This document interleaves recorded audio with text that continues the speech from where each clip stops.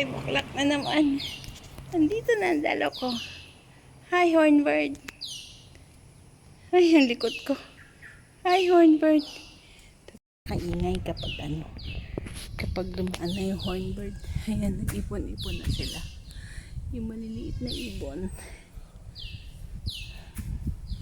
Basta pag 5 o'clock dumadating yung mga Hornbirds. Tapos ang iingay nila.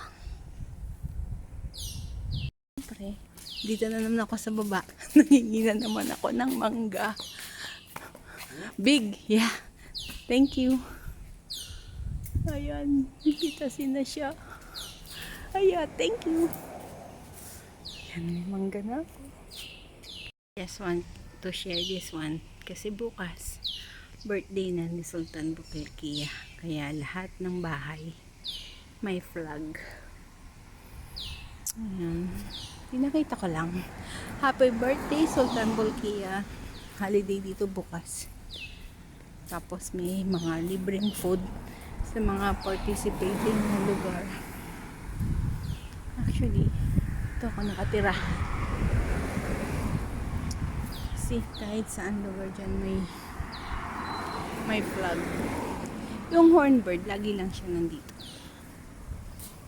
Diba? Sobrang tahimik nitong lugar. Kung nasan ako ngayon. Nakakalungkot. Mula dito sa bahay na to, hanggang dun, wala nang nakatira.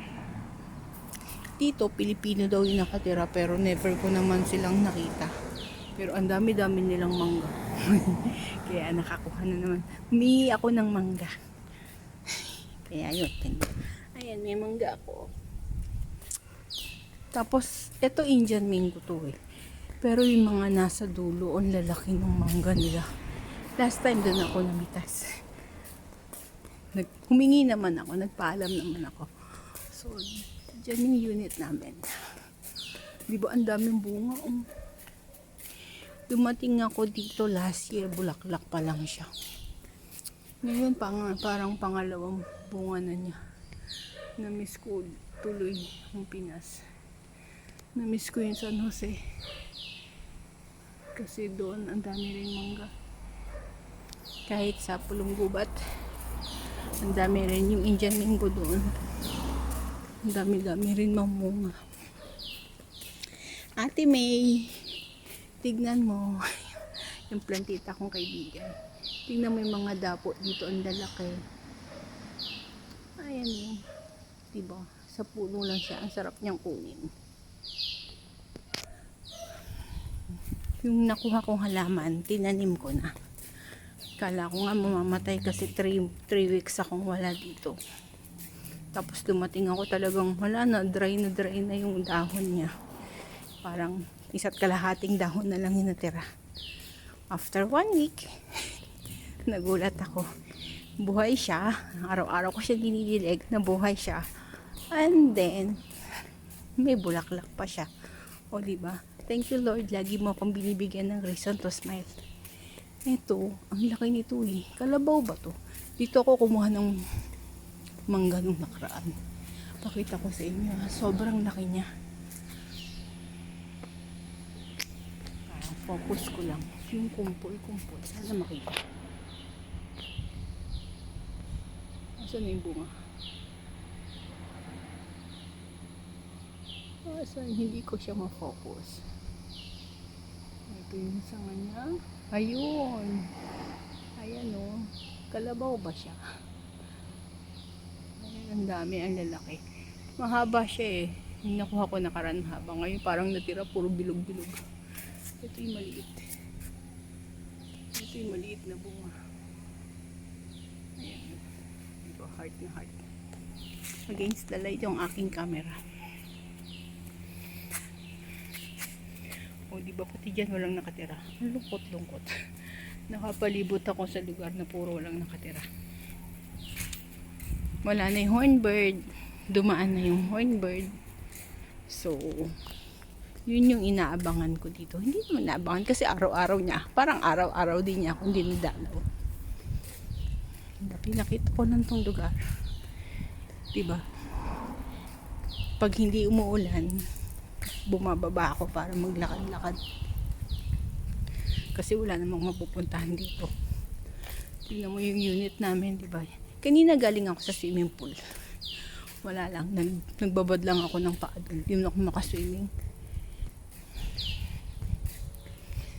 Di ba? Puro ibon lang maririnig nyo rito.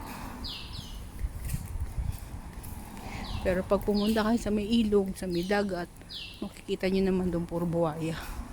Pag sa may highway, puro monkeys, puro birds. Tignan nyo kung gaano kahitik yung bunga. O diba? Ang dami. Ang dami niyang bunga. Tapos pag nakita nyo yung bakura nila sa kabila.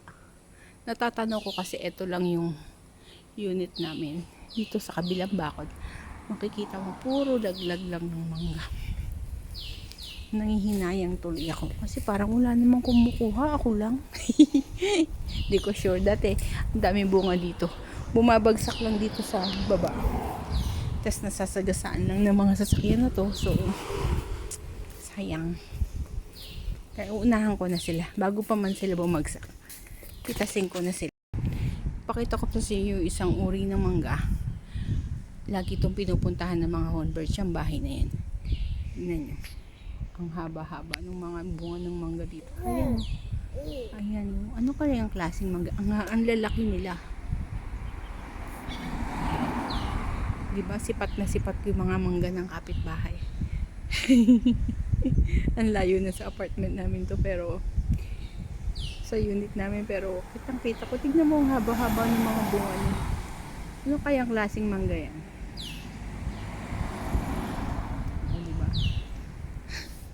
Mangga ng kapitbahay yan. Alas 5 na, may mga dumadaan ng sasakyan kasi uwian na. Tapos na sila magtrabaho. Tapos dito, kaya tandaan ko dito pag umaalis ako kung saan ako bababa. Ayan o. Pag natanggal yan, maliligaw ako. Ayan yung airplane. War airplane. Diba? Eskwelahan yan eh, sa papasok dyan. Ayan yung landmark. Diba? Ang galing.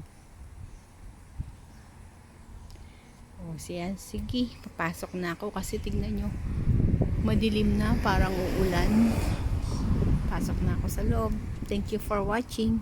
Tandaan natin, every kissing is a blessing. Bye!